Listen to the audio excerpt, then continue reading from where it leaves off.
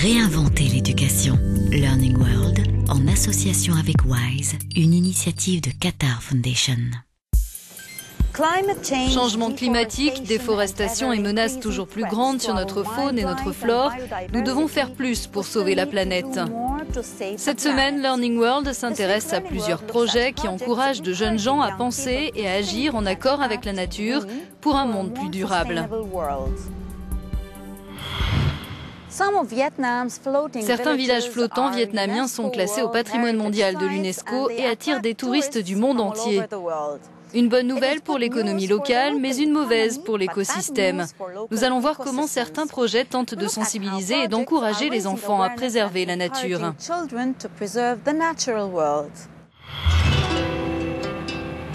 La baie d'Along, au Vietnam, voici l'un des endroits les plus beaux du monde. Chaque année, ce sont pas moins de 5 millions de touristes qui viennent ici.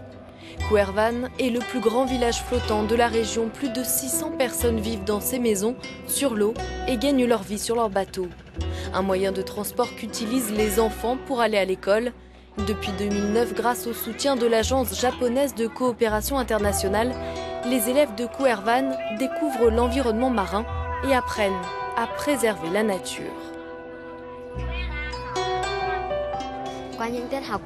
Grâce à ces leçons à l'école, j'apprends comment mesurer la clarté, la température et le niveau de pollution de l'eau.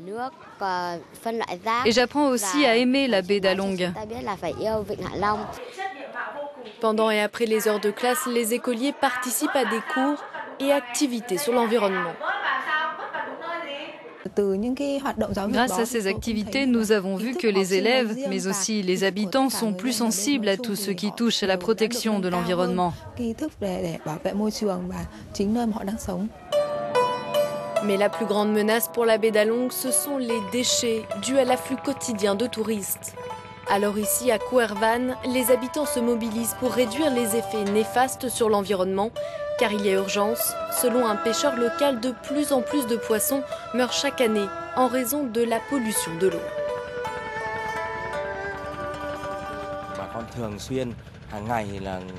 Tous les jours, les habitants ramassent des ordures qui flottent dans l'eau et les jettent à la poubelle.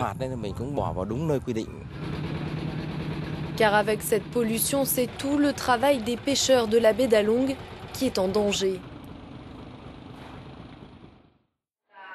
À l'école, les cours sur l'environnement ont toujours lieu, même si le programme de l'Agence japonaise de coopération internationale est lui terminé.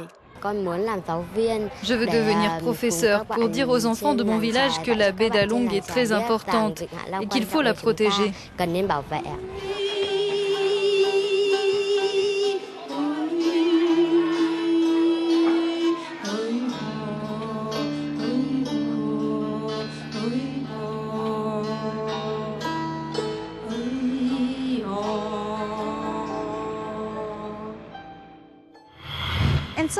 Dans certaines régions de Tanzanie, la faune et la flore souffrent de la surexploitation des pâturages, du braconnage et de la déforestation.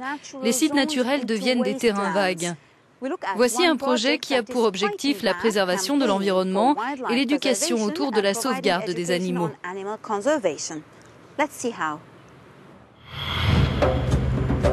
Pour ces enfants tanzaniens, ce n'est pas un safari ordinaire, mais plutôt une excursion éducative. Nous sommes au pied du Kilimandjaro, dans le camp de Ndarakwai. Un magnifique paysage de savane qui s'étend sur plus de 5000 hectares, où vivent toutes sortes d'animaux sauvages. Pendant 20 ans, ces terres ont subi un braconnage intensif et il aura fallu une décennie à la faune sauvage pour reconquérir les lieux.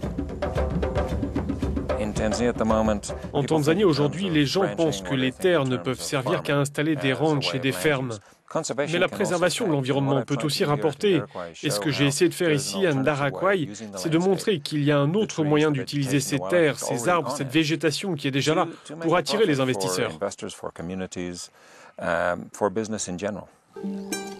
Dans le camp de Ndarakwai, les touristes peuvent observer les zèbres, girafes et éléphants dans leur habitat naturel.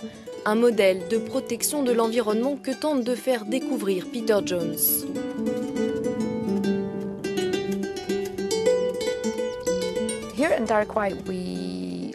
Ici, à Ndaraquai, nous aimons partager avec la communauté locale. De nombreuses écoles nous ont contactés, surtout des lycées. Ils sont venus avec des élèves, des groupes de 6 en général, pour faire un tour en bus avec l'un de nos guides, découvrir cette nature et voir ce que l'on fait pour la préserver.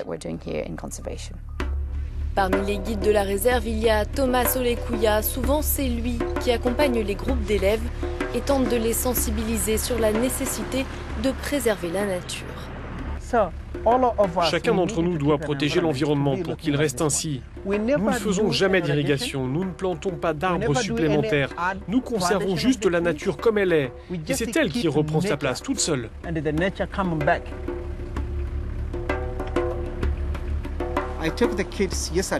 J'ai accompagné les enfants hier. Je leur ai raconté une petite histoire sur l'environnement.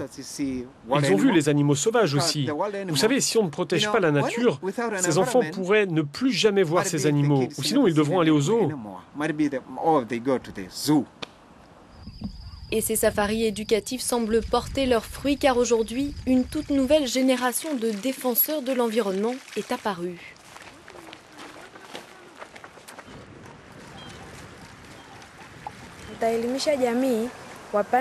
Je vais apprendre à ma communauté à planter des arbres pour que nous ayons de l'eau et de l'air pur. Je dirai à ma communauté de ne pas couper les arbres, quelles qu'en soient les raisons. Les enfants se mobilisent pour protéger cette nature fragile. Il y a un grand danger, c'est la destruction de l'environnement, chantent-ils, tous en chœur.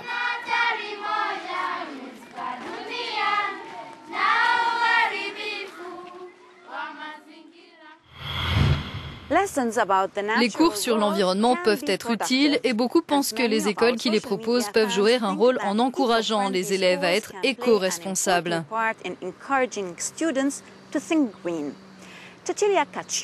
Cecilia Caciotto a rencontré un homme engagé pour la protection de la nature, Steve Van Matre, président de l'Institut pour l'éducation de la Terre.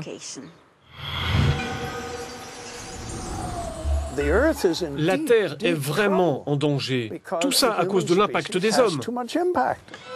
Nous sommes en Sardaigne, l'île du vent. Depuis de nombreuses années, Steve Van Matre prône une nouvelle méthode pour sensibiliser la population sur la protection de l'environnement. Tous nos programmes s'organisent autour de 3 points. Premièrement, comment l'environnement fonctionne-t-il? Deuxièmement, comment pouvons-nous le ressentir? Pas seulement en l'évoquant dans une salle de classe, mais en allant le découvrir sur le terrain. Et troisièmement, comment pouvons-nous personnellement changer les choses afin de réduire notre impact sur l'environnement? Steve Van Matre a intitulé son programme « L'environnement de la Terre » pour le différencier des cours conventionnels sur l'environnement.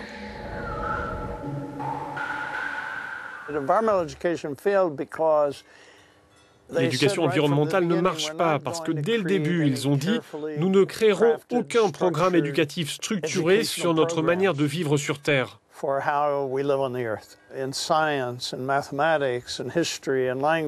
sciences, en mathématiques, en histoire ou en langue, nous avons ce type de programme pour apprendre à lire, à écrire. Mais dans le domaine de l'environnement, nous ne faisons pas cela. Nous prenons simplement des bribes de messages et nous les intégrons dans tous les sujets à l'école.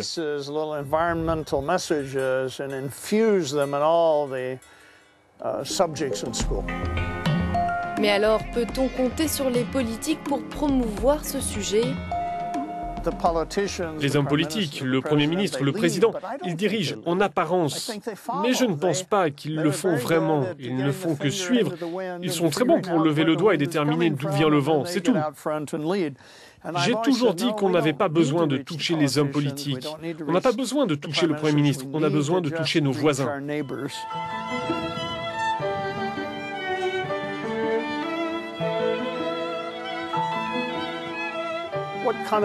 Quelle planète voulons-nous pour le futur? Et qu'est-ce que l'on fait pour cela? Les gens me disent parfois, « Voulez-vous dire qu'on doit faire marche arrière ?» Et je leur réponds, « Mais où étiez-vous? Cachés sous une pierre? Bien sûr qu'on a besoin de faire marche arrière. La question n'est pas de savoir si on doit faire marche arrière, c'est de savoir jusqu'où on doit aller, à quelle vitesse, et ce qu'on peut prendre avec nous. »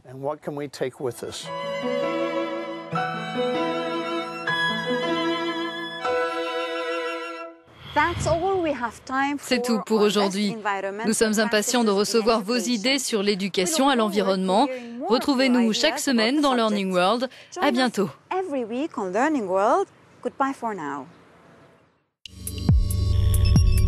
Learning World, en association avec WISE, une initiative de Qatar Foundation.